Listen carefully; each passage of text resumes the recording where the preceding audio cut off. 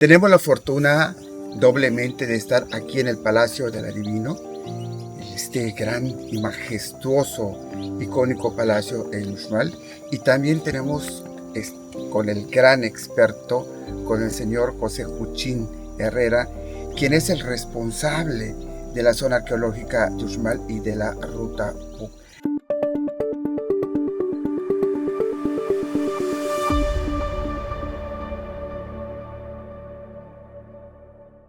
¿Dónde estamos? ¿Qué significa? ¿Qué nos dice la tradición sobre este majestuoso lugar? Que como bien usted decía en otros programas, este era el lugar de la élite, del gobernante, de los reyes.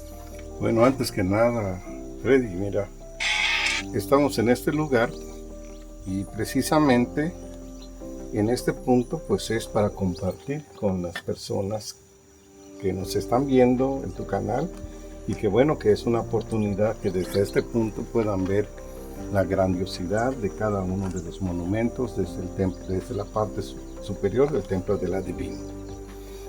Esa es la vista que se puede ver desde el Templo del Adivino, la cual compartimos con tu público televidente para que pueda ver desde este punto cómo se distribuyen los edificios de la ciudad prehispánica de Uxmal. Estamos en el Templo del Adivino. El Templo del Adivino es un edificio, digamos, muy raro porque es totalmente diferente a las construcciones mesoamericanas con cuerpos escalonados, que de abajo hacia arriba. Y este edificio es como un cono truncado, sin cuerpos inferiores. Entonces, una de las cuestiones que regularmente el visitante, cuando lo mira, bueno, se pregunta por qué es así. Entonces, una de las explicaciones es que el Templo del Adivino tiene esa forma porque emula el techo de las casas de Palma Bajarek. Los techos de los edificios y el mismo edificio del Templo del Adivino, pues es la representación del cosmos. Y precisamente está en este punto porque, bueno, en las épocas de claridad se puede observar la Vía Láctea desde este punto, desde toda la ciudad de Uxmal. Sí, y se puede observar muy bien. Y bueno, pues la Vía Láctea tiene un significado como la serpiente, como otros tipos de interpretaciones astronómicas que tiene en la Vía Láctea. Entonces también no olvidemos que el Templo del Adivino se construyó en una sola noche, según el enano de Uxmal. Así es. Entonces, pues yo creo que todos los yucatecos saben de la leyenda del enano de Uxmal. Que bueno, pues es una leyenda que se rescató en el siglo XVI por uno de los primeros misioneros, y esto lo rescató de un milpero del pueblo de Santa Elena, que descansando bajo la sombra de un árbol, bueno, se encontraron allá, y entonces el milpero le empezó a hablar de Uxmal, pero estamos hablando más o menos del siglo XVII, siglo XVIII, y entonces le narraba que esta era una gran ciudad y que existía una leyenda donde, bueno, vivía un enano con la abuela, y que a partir de las pruebas que le hicieron al enano de Uxmal, entonces él, como condición, pues tenía que pasar por 3 pruebas, y una de las últimas es que le rompieran los cocoyoles en la cabeza. Pues por fortuna y con ayuda de la abuela, que era una vieja hechicera, pues el enano sobrevivió. Entonces, cuando ya las pruebas ya son de parte del gobernante, entonces del primer cocoyolazo muere. Entonces el enano de Uxmal asume el poder de Uxmal. Entonces manda a construir este templo en una sola noche, manda a construir el Sacbé, que es una calzada prehispánica que comunica a Uxmal con Cabá, pasando por Nopat, que tiene una longitud de 18 kilómetros de largo, Y también construye el templo del adivino. ¡Qué belleza de sol! Somos afortunados y esto lo compartimos con ustedes para que ustedes puedan apreciar la grandeza de la cultura maya. Este precisamente es un trabajo de divulgación, en este caso de divulgación ciencia, divulgación histórica, en donde estamos demostrando, o donde el señor Juchín está mostrando la grandeza de la cultura maya, de la ruta Puc, específicamente de Uxmal. Pero también tengo entendido que aquí en Uxmal se encuentra la casa de la vieja, de la abuela, de la hechicera. Y no solo la casa, sino que hay una escultura de la vieja en uno de los conjuntos que encontramos aquí en el sureste del sitio. Entonces, además de el enano manda a construir el palacio del gobernador para que impartiera justicia, pues por el anterior gobernante que era un tirano. Entonces, al final es una leyenda en la que los mayas prehispánicos inventaron esta historia para que toda la grandeza lograda con la construcción del templo del adivino, del Sagré y del palacio del gobernador, que son los íconos importantes de la zona arqueológica, se pudieran mantener y repetir durante todas las generaciones para que se conservara hasta nosotros hoy en día. Entonces, esta leyenda es para perpetuar la grandeza lograda por los mayas prehispánicos. Por eso, de todas las comunidades de Yucatán e incluso de esta región, todos se saben la leyenda del enano y las diferentes versiones de la leyenda del enano.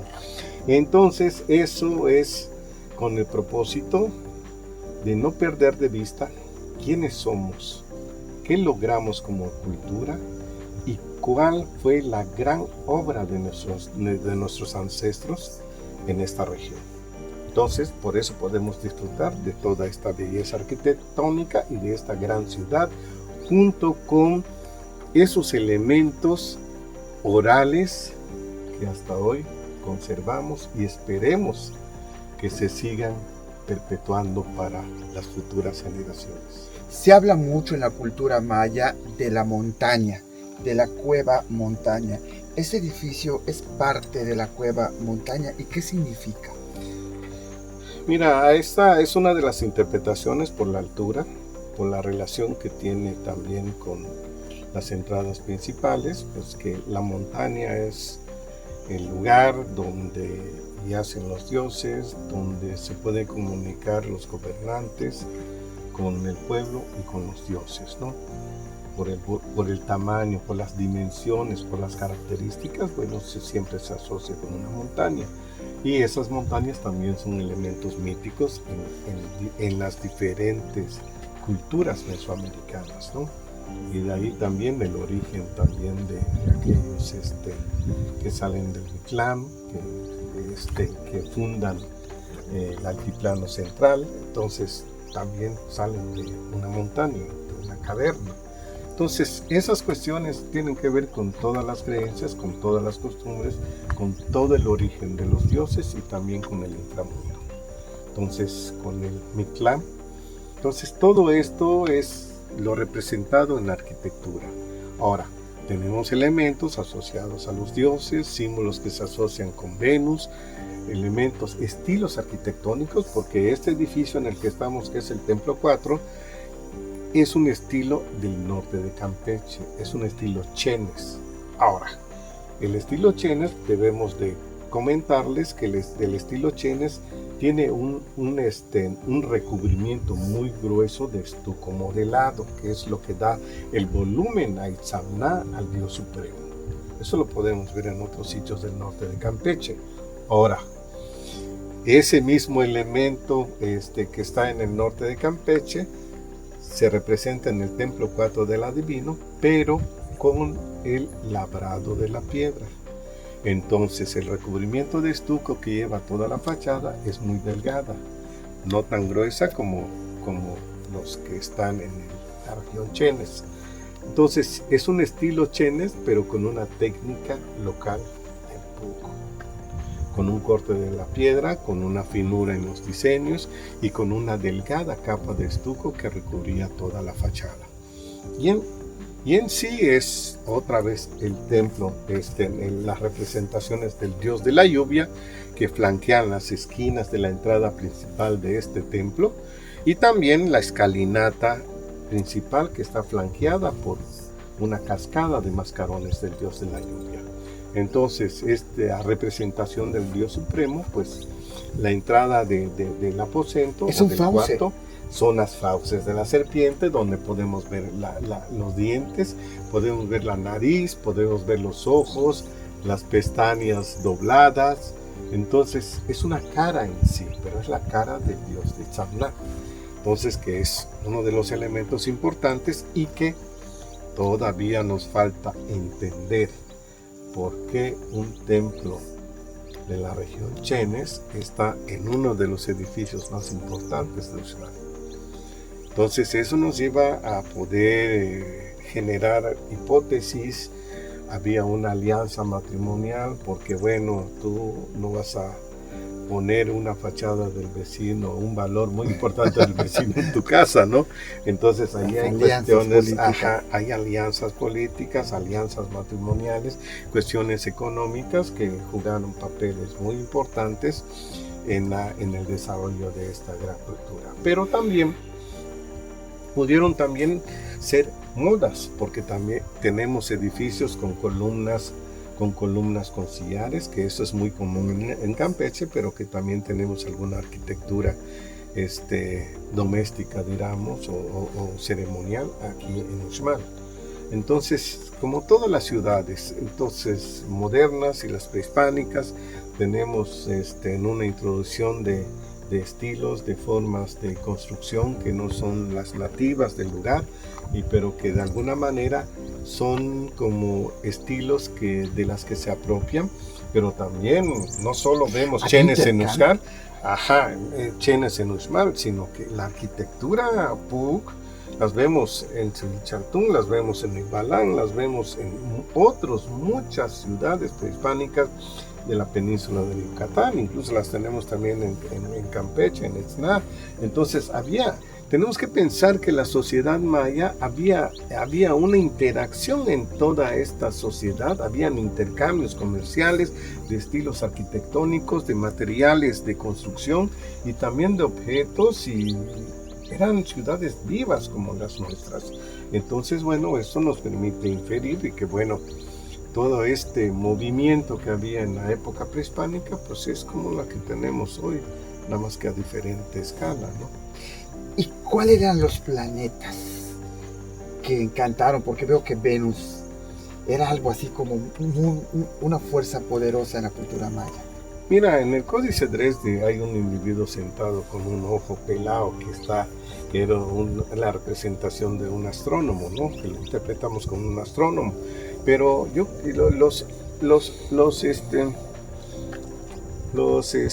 astros más importantes que el maya tenía muy bien digamos estudiados en cuanto a los movimientos aparentes era el sol con los equinoccios, con los solsticios, y que esta marca de las máximas declinaciones de los astros, bueno, tenían que ver con el calendario y tenían que ver también con la época de la plantación del maíz y de la producción agrícola. Otro pues es la luna, que también la luna es mucho más rápida en movimiento que el sol, pero hay momentos en los que pueden coincidir. Por ejemplo, la luna de Nisan, que se da,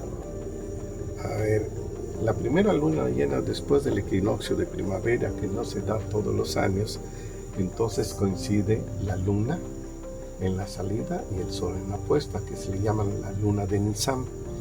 Entonces, que los dos astros están en el horizonte en una sola época. También hay épocas en las que la luna está en el mismo ángulo que el sol, donde se proyecta la serpiente de cascabel en el castillo de Chichén a las 4 de la mañana. Esa serpiente la puedes ver con la serpiente lunar. Eso lo vimos con Víctor Cebolla, que era el tema, que fue el primer astrónomo yucateco que se interesó por la arqueoastronomía, que en principio lo tiraron de loco, y hoy cualquier arqueólogo, cualquier especialista dice los equinoccios, la astronomía, cuando le costó mucho hablar de todo eso en el ambiente académico, que bueno, hoy pues es un tema común, y que fue el que encontró o descubrió la luna durante el movimiento del equinoccio en el castillo de Chichén. Bueno, pues Venus también es otro elemento, es el Xuxcap, que también le llaman Xuxcap en maya yucateco, pues que es una estrella que tiene un brillo y que además en el Palacio del Gobernador, la entrada principal, hay una fecha en la que se alinea con un sitio que se llama Quetzuk, y entonces esa alineación es muy importante y se ve representada en los mascarones de chaques que se encuentran en el Palacio del Gobernador. Entonces Venus, la Luna, el Sol, Sirius, Júpiter son astros que los mayas seguían y que tenían que ver con la vida cotidiana de los mayas, ¿no? Nada más los astros que a ojo pelado se pueden ver. Tal vez usaban algo para usar como el agujero estenopeico para afinar, pero nada más. Y eso, bueno, pues formó parte de la vida cotidiana de los mayas prehispánicos, ¿no? Entonces, fueron grandes astrónomos, fueron grandes agricultores, fueron grandes edificadores, fueron grandes transformadores de la materia prima para lograr lo que hoy podemos disfrutar, que es nuestro patrimonio arqueológico. La cultura maya hizo ciencia, no magia, ciencia. Y pues maestro, de verdad, gracias por regalarnos sus conocimientos, gracias por su generosidad de venir aquí para demostrarle al público lo que realmente se veía, lo que veía la realeza, porque estos templos le venía la élite, la realeza, y pues me siento de verdad muy emocionado poder compartir sus conocimientos, su sabiduría, los años que usted lleva pues investigando y registrando. Y acuérdense que tener la información correcta, eso nos hace tener más conciencia.